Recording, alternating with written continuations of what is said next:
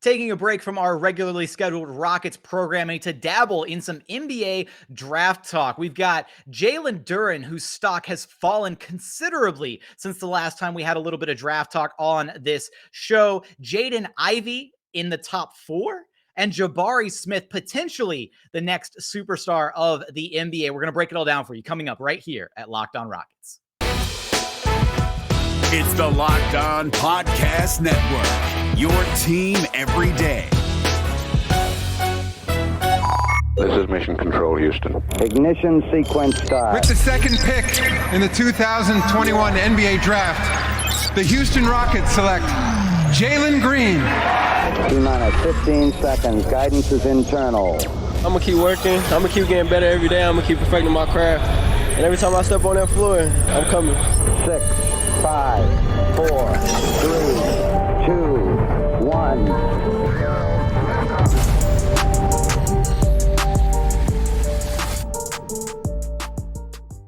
What's up, and welcome to another episode of Locked On Rockets, your daily podcast home for everything Houston Rockets basketball. As always, I'm your host, Jackson Gatlin, native Houstonian, and also host of Locked On NBA Mondays. Be sure to follow along on Twitter at JT Gatlin, and the show, of course, at Locked On Rockets. Now, today's episode is brought to you by Prize Picks. Prize Picks is daily fantasy made easy. Check out prizepicks.com and use promo code NBA or go to your app store and download the app today. Prize Picks is your best NBA DFS prop operator. Go check out our friends over at Prize Picks. As always, we thank you for making Locked On Rockets your first listen each and every day.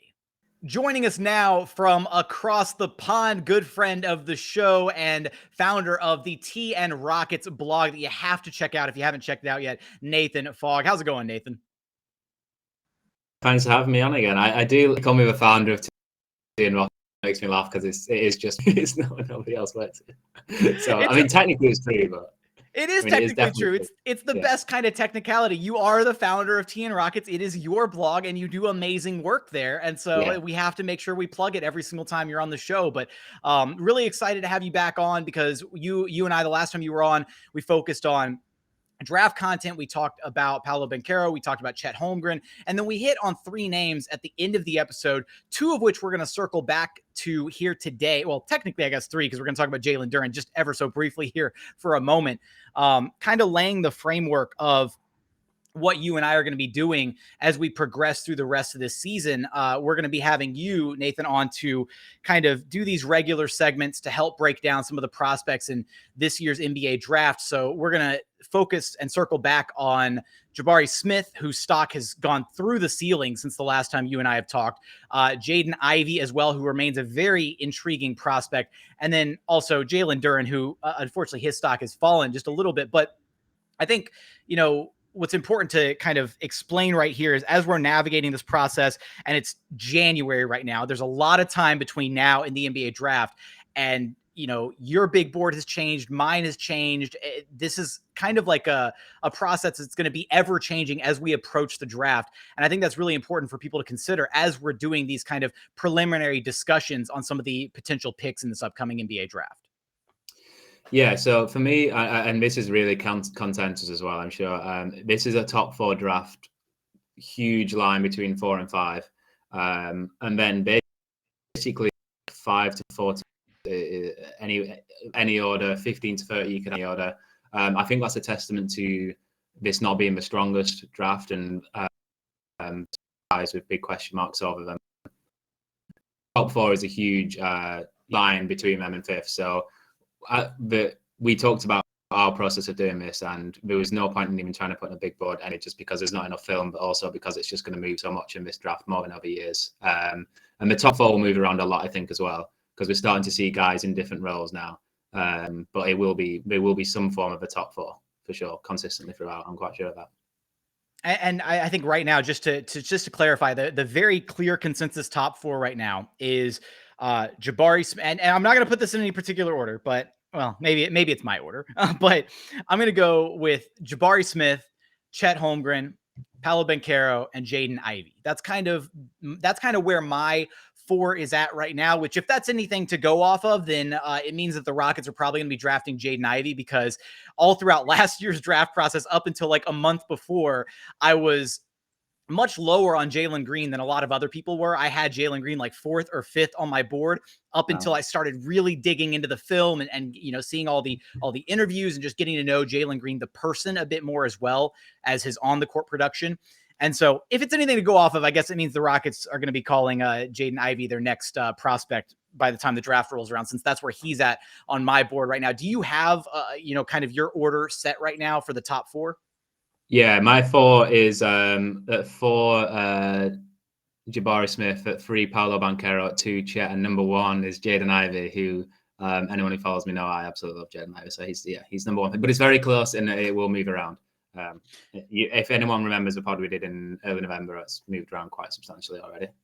Yeah. Do you remember how you had them ordered back in early November when we were on the last episode? Because I don't remember off the top of my head. I think we did 5. I think I had Duren 5, or maybe no. I think I had Ivy 5, Duren 4, Jabari 3, definitely Paolo 2, and Chet 1. That was definitely number 1 and 2. I do remember that because coming into that, I was very much early on in like my draft research, and I basically had only done enough, to feel comfortable in having Chet and Paolo listed as far as like 1 and 2, and I had Paolo above Chet at that point. And coming away from that podcast, I had kind of started to rethink about the impact that those guys could have as far as what you look at what they're going to potentially bring to a franchise. And I think you had kind of swayed me on the defensive side of Chet Holmgren and just where he's at and his ceiling on that end and how he's going to be able to impact an NBA team on that side of the floor. Because I saw all the versatility of him offensively, all that good stuff. But I was just kind of, and I think it's such a weird thing. There's so many different conversations you can have with the draft. But I think when you look at a guy like Paolo and he's so, like, he's going to instantly be probably the best player, like, right away of the top 4. I think that you can almost safely say that of the really talented top 4 in this next draft. Paolo's probably going to be the guy that's the most NBA ready right out of the gate. But I also think subsequently he's probably going to have I think he's probably got the lowest ceiling of those top 4. Would you agree with that sentiment? I think Jabari does, but I think Paolo's 3rd. Yeah. I think Chet possibly has a high ceiling, but I think Chet's going to look pretty bad in his first year. And I think you probably need to play him low minutes and then play him at the 4 as well, where he's going to look really bad. So, it's good if you're trying to tank next year, but it's going to be frustrating because he's not going to be on any top 5 rookie of the year boards, I wouldn't say. No way. Now, before we dive into Jaden Ivey and Jabari Smith here in just a moment, Jalen Duren was a guy that we talked about very briefly because, again, we kind of condensed those 3 names, Duren, Ivey, and Smith all into one kind of segment, which is why we're going to circle back and spend a little bit more time talking about Jaden Ivey and Jabari Smith here in a moment. But Jalen Duren just completely like plummeted in his draft stock. I mean, I see a lot of boards that don't even have him top 10 now, which is kind of crazy to think about. What exactly happened that made his stock plummet so far? Well, I think basically the NBA doesn't like to draft many centers in the top 10 now who just look like they are finishers around the rim, and that's all they are on offense. So it was always going to be about Jalen adding to his game, and we were always hoping that he would start to show more passing ability and some stuff away from the rim, and basically that just hasn't happened. I think he hit 4 mid-range shots in a game last week, so obviously that kind of like stirred people up again. And if he can't, if he tries to be more aggressive, he probably realizes more than anyone his draft stock's falling, so he might take matters into his own hands. But the biggest problem is Memphis. The Memphis team just isn't really clicking on offense. They don't have a point guard, which is a bit of a problem for a rim running center. Like, you need someone to set him up.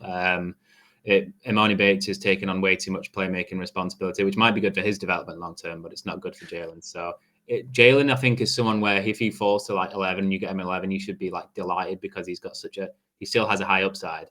But if you get him, 5th or 6th, it is a worry that he's just a good like pogo stick center with good defense, but nothing much else. So he's an unknown quantity, and I think we'll probably see more of him in the second half of the season. But honestly, he's not going to have a point. They're not going to get a point guard from anywhere. So like, there's always going to be a big question mark over him for sure.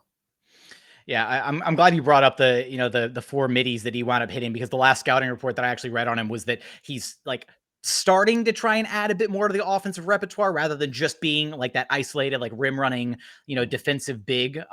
So it'll be interesting to see how that develops and if he's able to raise his stock or if other guys fall in and around him. But He's fallen from grace, unfortunately, out of being originally in our top 5. But that kind of leads us into our perfect segue to dive into Jabari Smith and Jaden Ivey. We're going to get there after a quick message from our friends over at Prize Picks.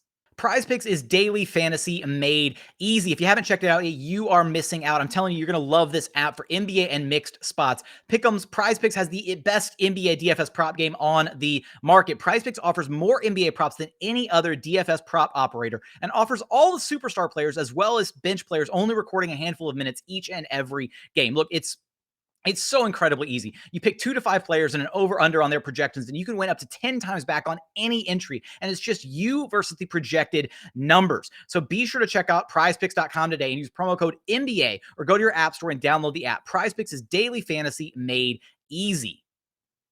And another message from my friends over at Shopify, because look, Shopify gives entrepreneurs the resources that were once reserved for big businesses, right? So upstart startups and established businesses alike can sell everywhere, synchronize online sales and in-person sales, and effortlessly stay informed. Scaling your business is a journey of endless possibility with Shopify. Look, when it comes to reaching customers, whether it's online or across social networks, they've got an ever-growing suite of channel integrations and apps, including Facebook, Instagram, TikTok, Pinterest, and more. You can gain insights as you grow with detailed reporting of conversion rates, profit margins, and beyond. More than a store, Shopify grows with you. So check it out.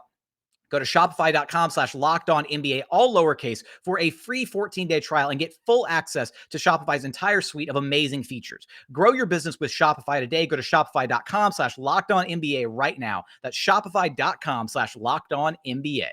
And continuing on here at Locked On Rockets, your daily podcast home for everything Houston Rockets basketball. As always, thank you for making Locked On Rockets your first listen of the day. Now, for your next listen, go check out the Locked On Now podcast. Nightly recaps of every NBA game with analysis from our local experts. Listen to Locked On Now on Apple, Spotify, Google. Watch it on the Locked On NBA channel. Wherever you get this podcast, you can listen to Locked On Now. Now, continuing our draft breakdowns, our preliminary breakdowns on some of these top prospects as we circle back to Jaden Ivey and Jabari Smith. Which direction you want to go first, Nathan? Jaden Ivey? Because you're higher on Jaden Ivey. You've got Jaden Ivey number 1 on your board, which I think is astonishing that you've got him above Chet and Paolo right now.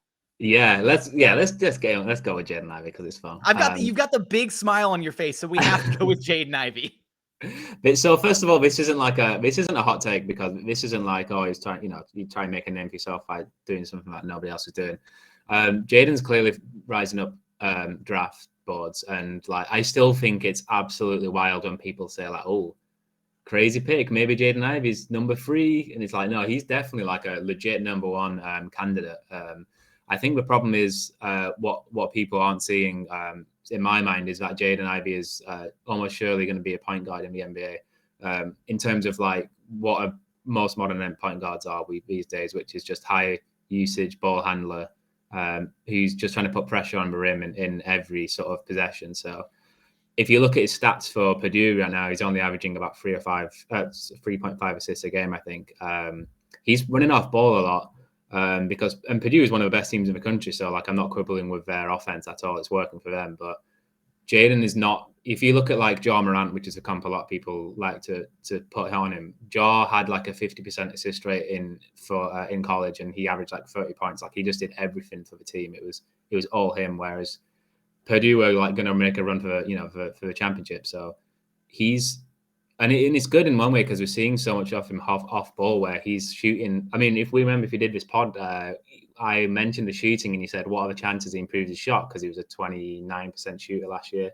He's shooting like 45% this year. So like the sample he's got, and he's such a well because he's running around these screens like crazy and he's so fast and quick change of direction that it's exhausting watching the defense like, trying to keep up with him. And if you're putting him on against, like, imagine like a team like Portland where you have CJ and Dame, but you don't have any other guard stoppers who are just like your Avery Bradleys, your guard defenders.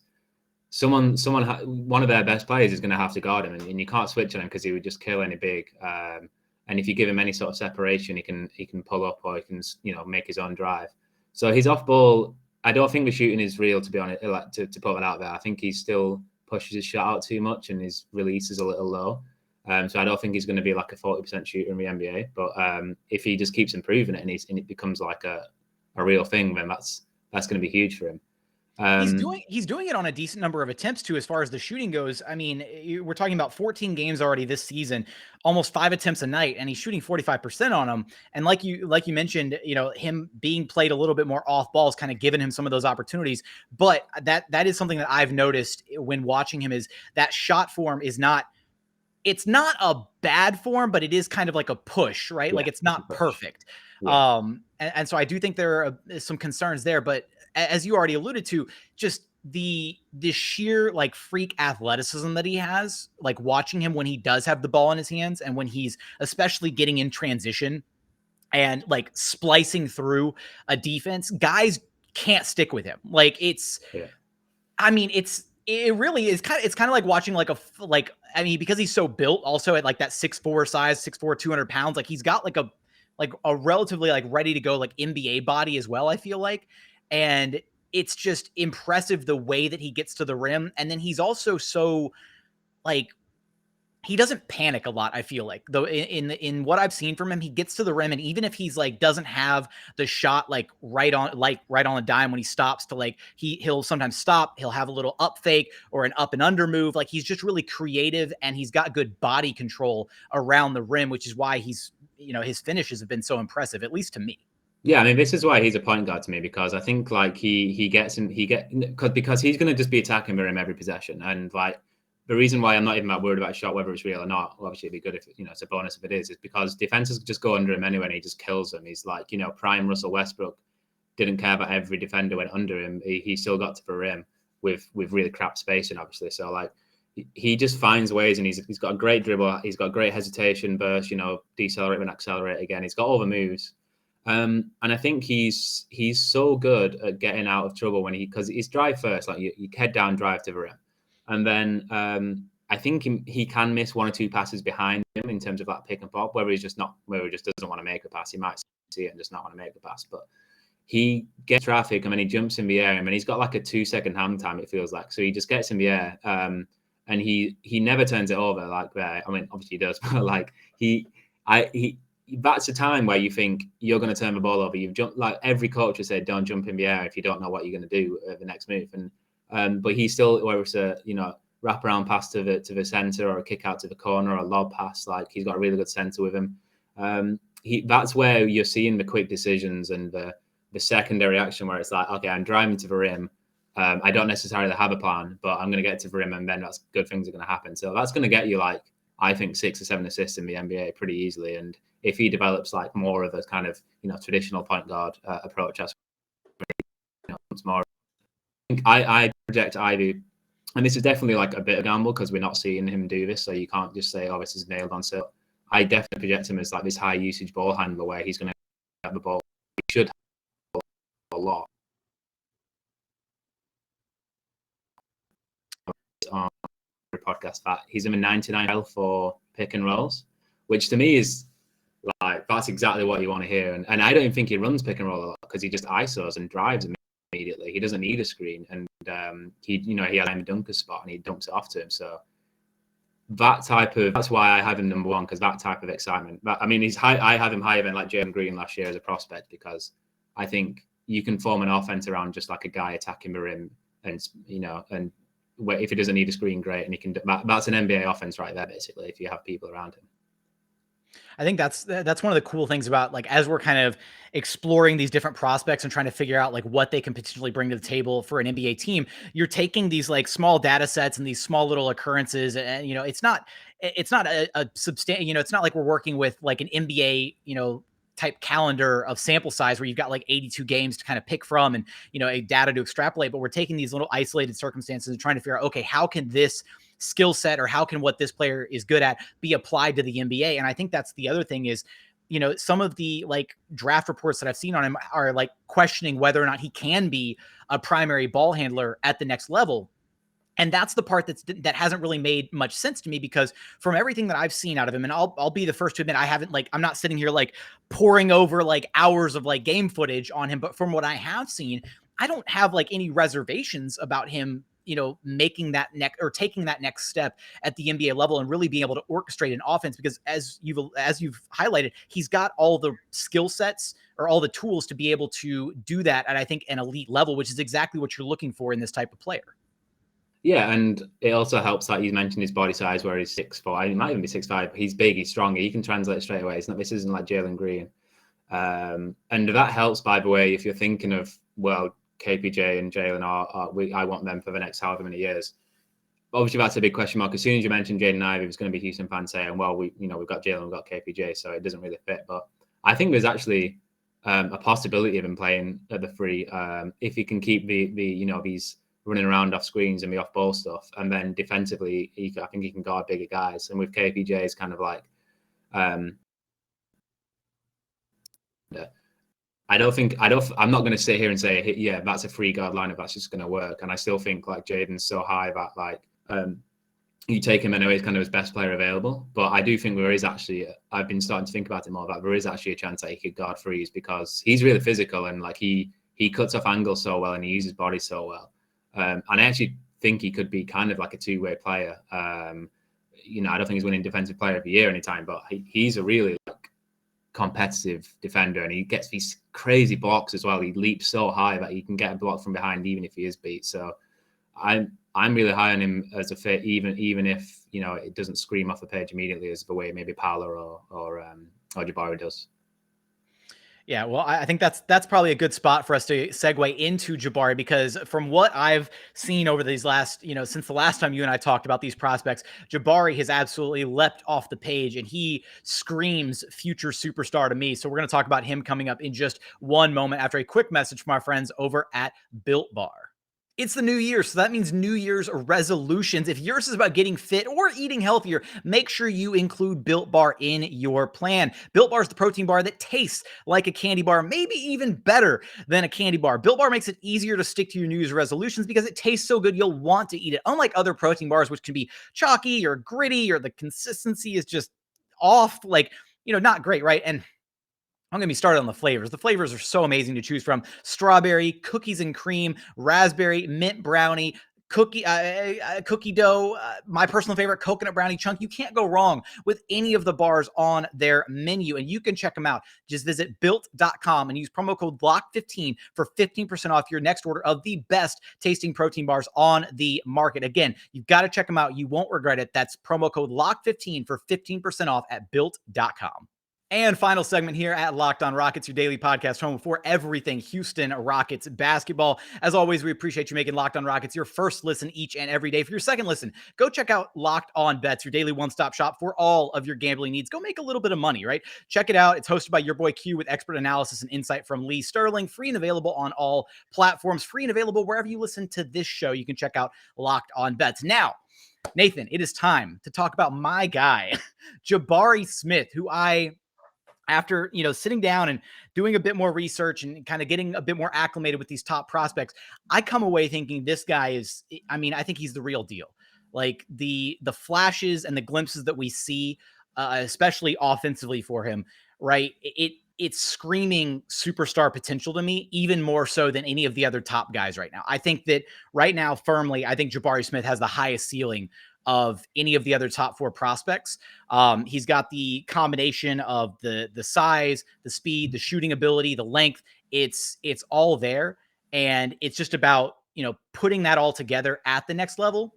But I think we've already seen some really solid glimpses for it so far, in his collegiate career. He's averaging 21.1 points per game, 8.7 rebounds, 2.9 assists, and a block per game, as well as a couple steals in 36 minutes, shooting 44% from the floor and 44% from 3. And above all else, all I can imagine is like Jabari Smith in a lineup with Alper and Şengün, and Alp handling the basketball and feeding Jabari, feeding Jalen Green, feeding KPJ, orchestrating and being like the fulcrum for this Rockets offense for years to come. It's got me very, very excited. Yeah, Jabari's got everyone excited. Jabari is incredibly fun to watch for sure. And he's you get hyped watching him because he's so hyped, and he towel waves on the bench every possession, and he pumps the crowd up and stuff. He's really, really competitive. I want to get to the superstar thing a little later, but clarify about why he's such a good fit. Bad team will think, well, he's a great fit with Jalen and LP. He's a great fit with like Cade and then with Shea. The shooting is like fucking incredible. Like am I allowed to swear? You and everybody, like y'all do like you. It's been like you and like Roosh has done it before, and like y'all like drop like a swear word, and then you're like, oh shit, am I allowed to do that? Yes, you're allowed to swear on this podcast. I knew the answer to that. I've heard swearing before. Yeah, he's like shooting is obviously like you just looking at the stat, like he gets you like happy to look at it, but his form is like perfect. It's so consistent, and he's got such a high release point. He might just genuinely be the best shooter of the draft for any size.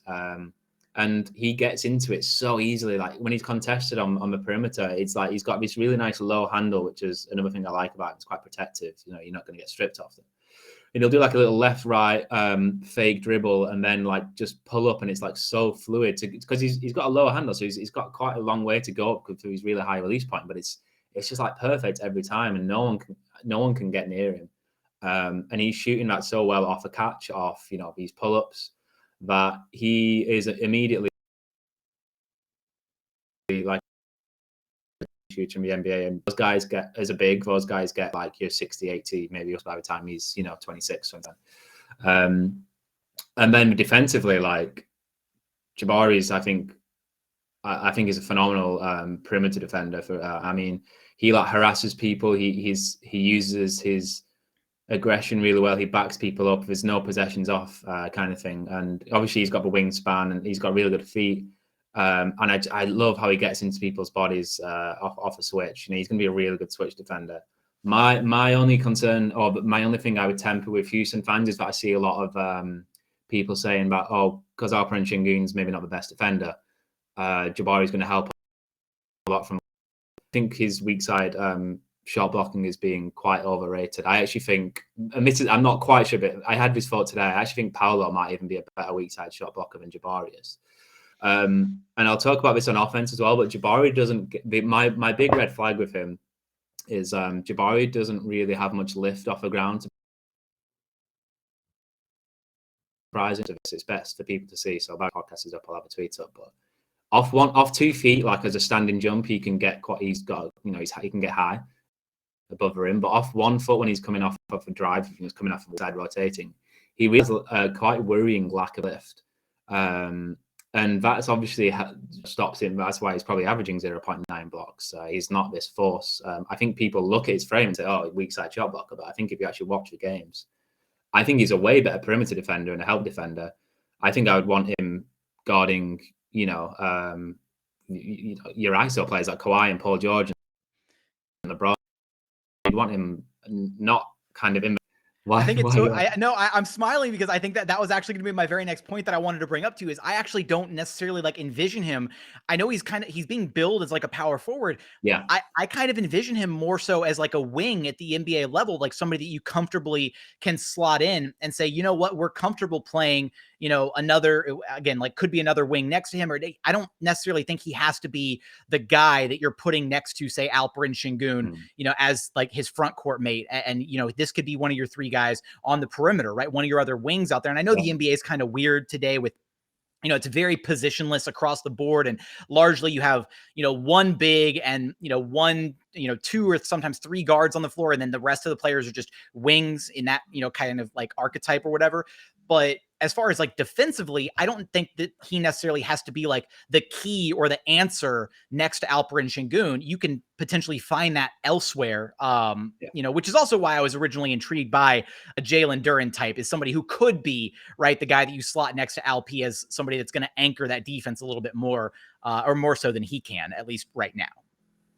Yeah, that's fair enough. I'm kind of answering some stuff specifically I'm seeing on Rockets. If you think this is kind of going to be like the state, because we all want Sengun to be the center of the future, obviously. So obviously there is that question of who helps him kind of at the rim, and maybe the answer is Sengun just gets really good at it, and we'll all be okay.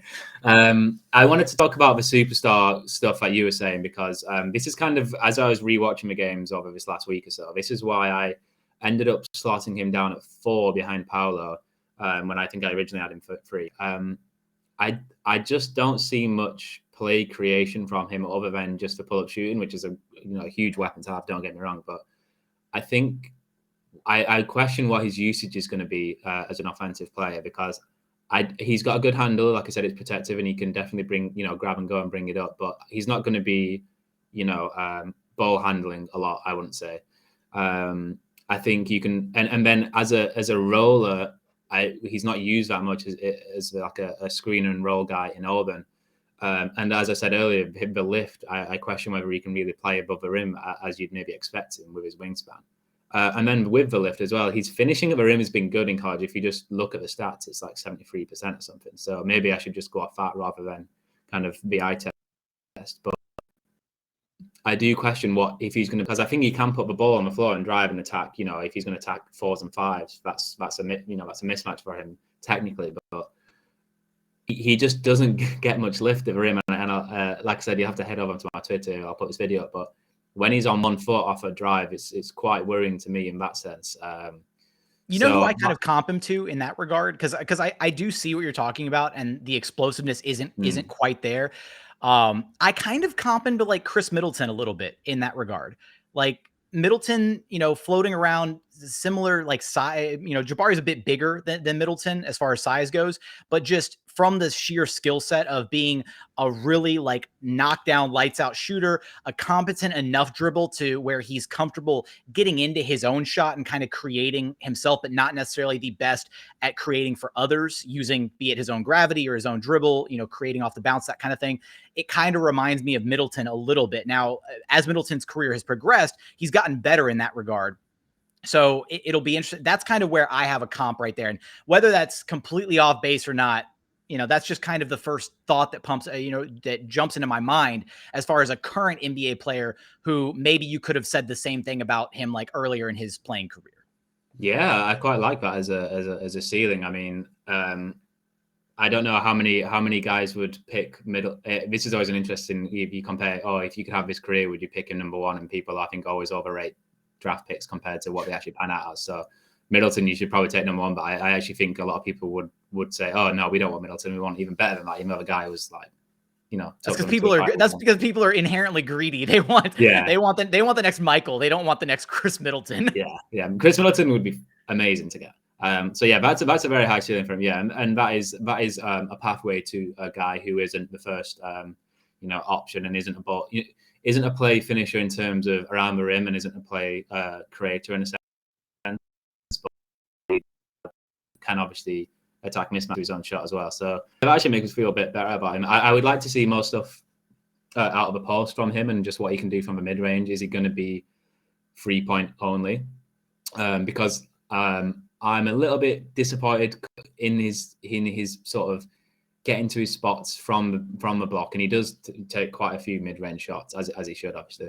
Is it just going to be like rise and shoot, and is that going to be enough? Is he going to be able to shoot high 40s from there, or can he have some more moves and really pass out of the post? And I maybe I'm falling for a trap of high draft picks. You're thinking of superstars have to be high usage who can really create for others, but I think that's I think there's definitely a realistic scenario with Jabari where he's basically a super 3-and-D guy, kind of like the other thing is he can pull up for his own shot.